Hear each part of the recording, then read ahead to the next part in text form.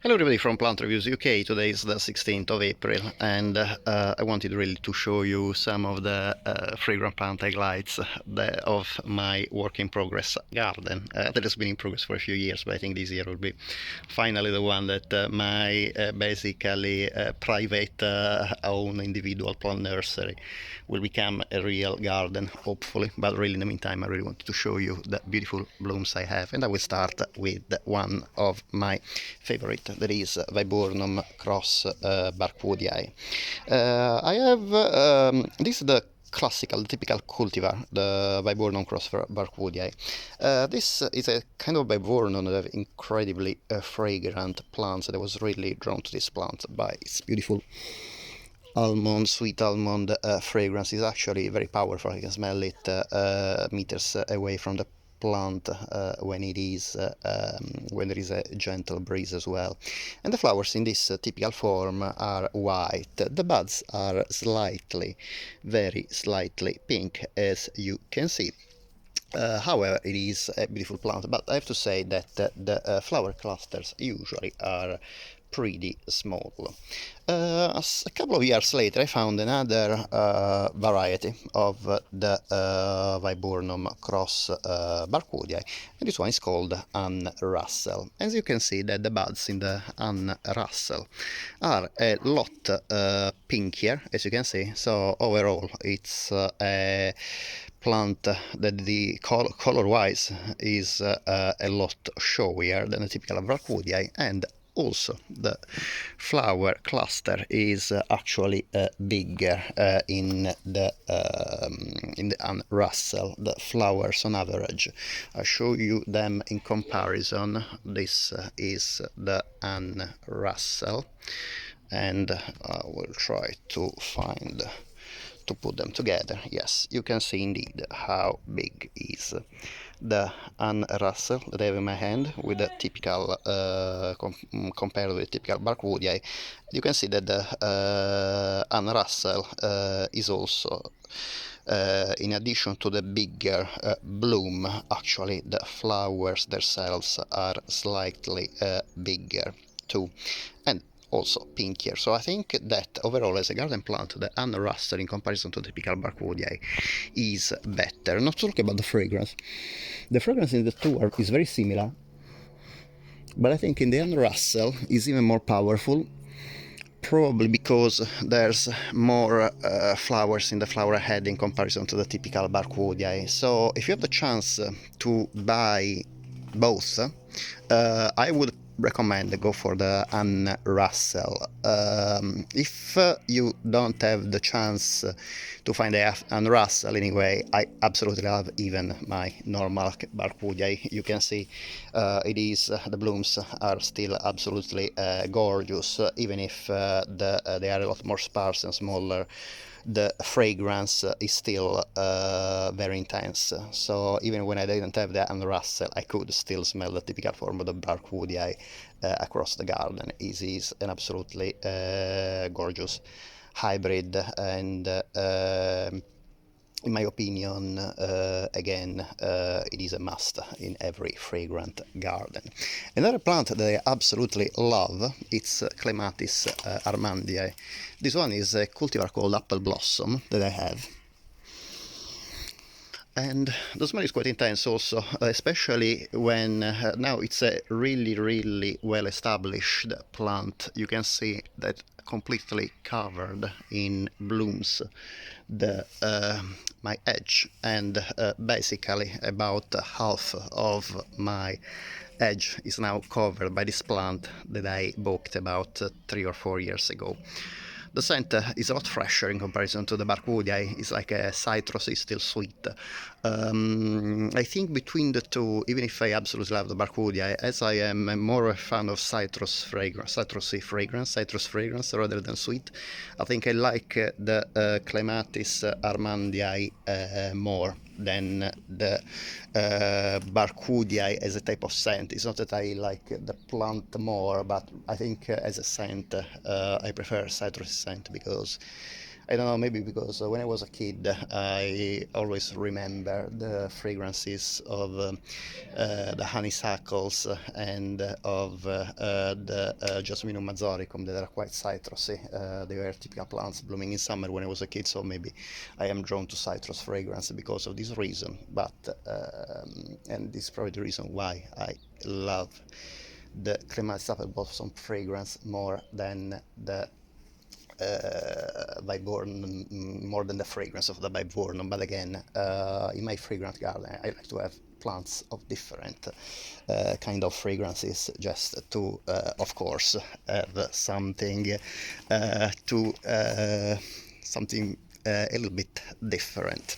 If you see here also, you can see that a little bit of start blooming my Akebia quinata. This is a plant actually that gives edible fruit. The problem of this plant is that you need two different plants of different genetic background. So this one is a typical purple variety. As sometimes the same color can be actually originated by the same plants, or if you have cuttings of the same plant with the same genetic background, the plant will not bear fruits. I would probably recommend get plants of different colors. So in this case, you know that for sure they have a different genetic background, because obviously the color is depends by also the genetics of the plant. This plant is famous to be a plant that gives like a chocolate scent. But I have to say that honestly,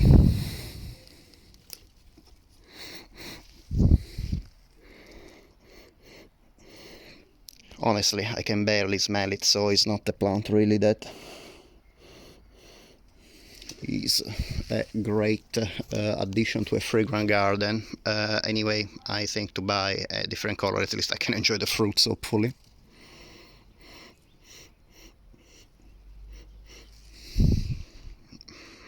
The flower is actually pretty interesting. It has these three, they look like three petals. I'm not too sure if they're actual petals or sepals that are that look like petals, but anyway, you can see they have different I think this is the female flower and this is the male flower. Maybe the male flower is fragrant. No, not really. You can see the difference because this flower has the stigma, has no pollen, this flower, while this one instead has the pollen. So this is an hermaphrodite plant, but as you can see, with different female and male flowers on the same plant. Indeed, as you can see, actually female and male flowers are blooming on the same flower head. Some plants, a few plants, are actually bear different sexes on different plants, like the kiwi fruit is one of the most famous. So to get kiwis you need actually a male and a female plant at least. I think there is a variety called Jenny that has both male and female flower on the same plant, or at least the flowers are hermaphrodite. I'm not too sure if the same flower is an hermaphrodite or female and male flowers appear on the same plant. But anyway, with Jenny, I think you can expect the plant to self-pollinate and to bear fruits, even if in general, as a rule of thumb, it's better for plants to get fruits, to get seeds, that the parents are, of course, are not related in the sense it is not the same plant. And the more different the genetic background, the better it is. I have a few pots here as well with a few bulbs. At the moment in bloom, I have two muscaries. Muscaries in general, grape hyacinths, are many times offered by plant sellers, plant nurseries, as fragrant. However, remember, a fragrant plant, when you find a plant that is fragrant, doesn't really tell much about the type or the intensity of fragrance. For example, This is grape ice. You can see it is a beautiful plant, really gorgeous. This very intense purple flowers on the bottom contrast a lot with the sterile white flowers at the top. However, really fragrance wise, I can't really smell much. What I really recommend instead is a much rarer plant, that is muscarimi, and this one is a plant that is a lot rarer. You can find it sometimes on bulb specialist. I got this one before Brexit. Now it's very difficult to get the bulbs from Europe if you live in the UK, because they need a phytosanitary certificate. So I was very lucky to get it from Europe back then. I'm not too sure if there is any UK seller selling this muscari, but this one has an incredible fragrance. Again, this is not a fragrance that wafts a lot, but at least if you put your nose close to the flower, you can smell a very nice cinnamon fragrance. It is a really gorgeous spicy scent, but this one in particular, don't imagine a fragrance wafting in the garden, as might happen with, not might happen, as it actually happened with the Clematis armandii and Viburnum cross Barcodii. Going around my very messy garden, I have Lilacs in bud. This is Miss Kim here, this plant, and I have the polybean there. These are not in bloom yet. The polybean has been a much more reliable bloomer for me than the Miss Kim. I think on average this plant blooms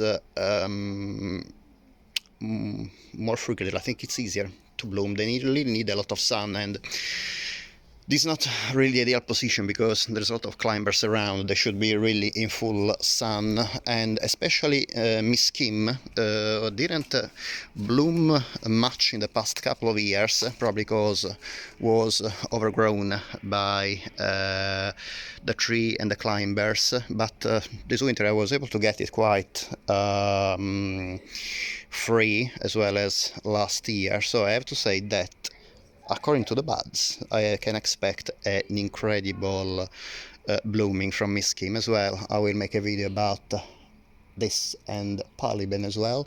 I already made a video last year. I will put some links on the description below the video. I'm sure you'll find it interesting. Anyway, obviously, if you have any question or would like me to do a specific video on a particular plant, just let me know. Of course, hopefully they will be still in bloom. However, I did already video for Clematis armandii and Viburnum cross Barcodii, as well as polyben and Miss Kim. Continuing about going around in my garden, you can see a few daffodils. Unfortunately, the slugs ate most of my daffodils, and I have a few in bloom now.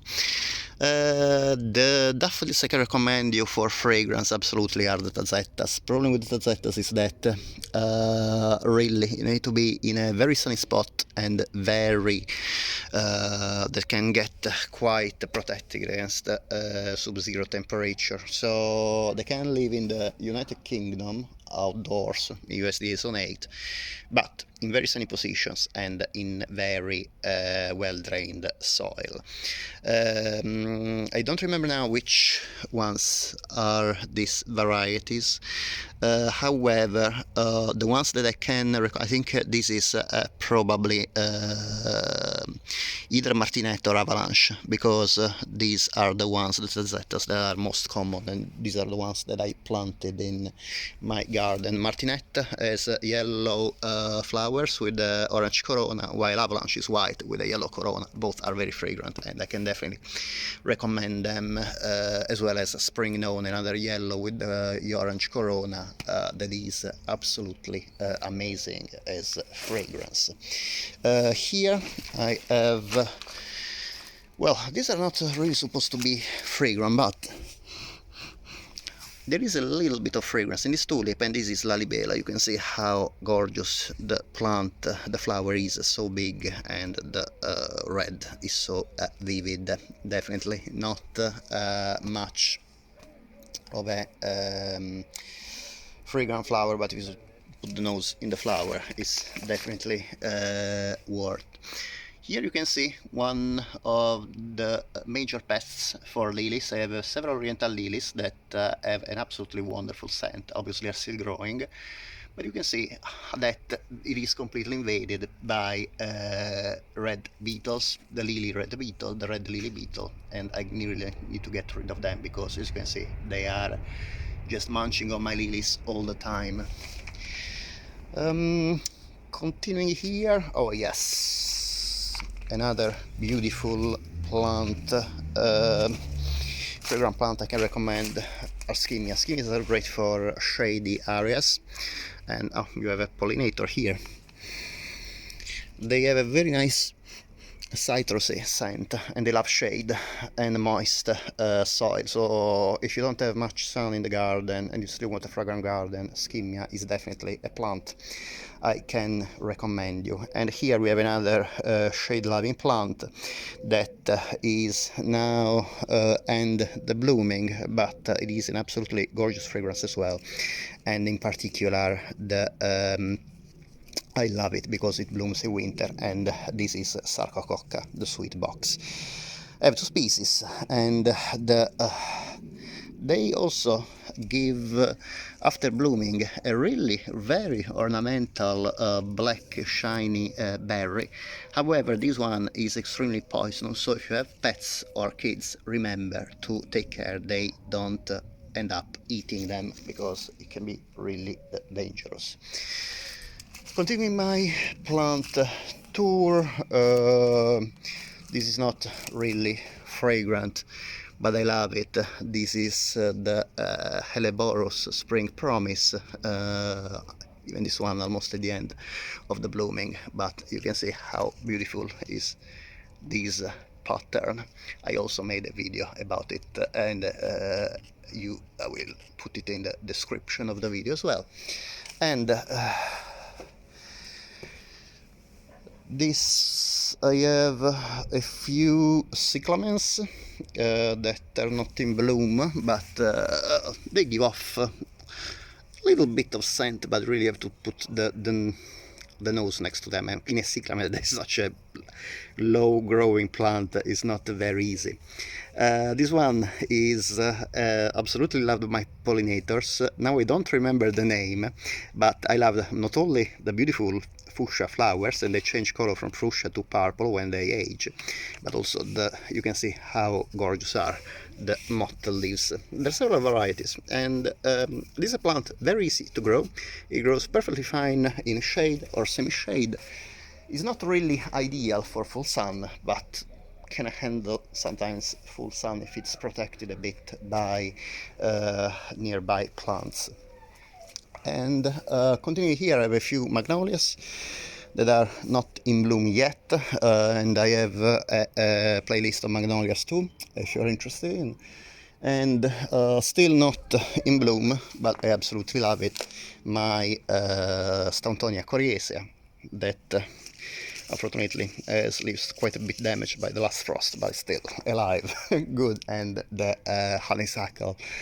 I have 4 varieties of honeysuckle, of which my favorite for fragrance is the Halliana, the Halls honeysuckle. Again, I will put the link in the description down below. And last but not least, still in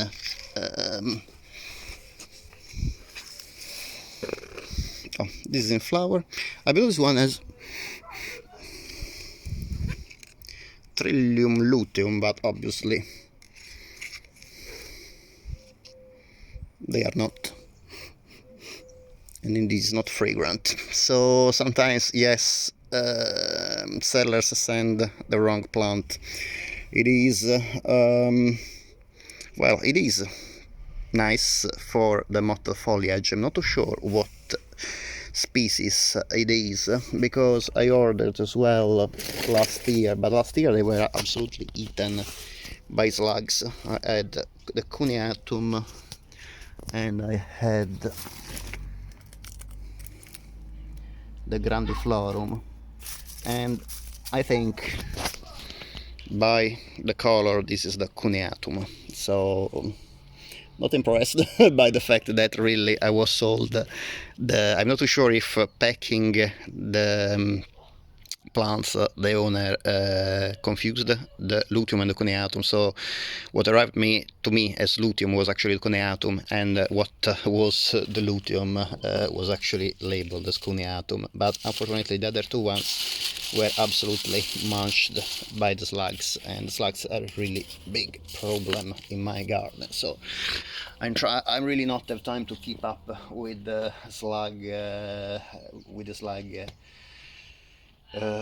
issues, so I'm trying to focus on plants that are slug resistant.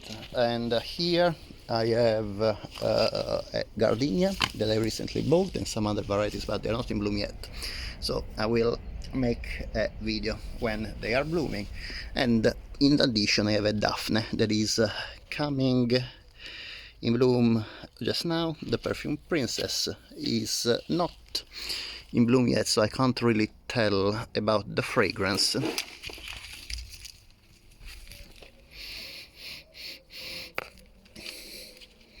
I can smell a bit of citrus fragrance actually, but of course I will make a video when it is in full bloom. Sorry for the real mess in my garden, but hopefully I will show you this one in the next few months in a much better condition. Of course, I hope that you enjoyed the video. I absolutely love the armandii. Look how incredible the blooming is this year. And as usual, if you have any questions about any of these plants, just let me know in the comments down below and I will answer to you as soon as possible. If you like this video, it would be great if you could please give a thumbs up. And if you like this video, any other videos on my channel, of course, would be great if you can please subscribe. This is completely free for you, but in this way you help me to support my channel. Thank you very much for watching, and I hope to see you next time. Bye.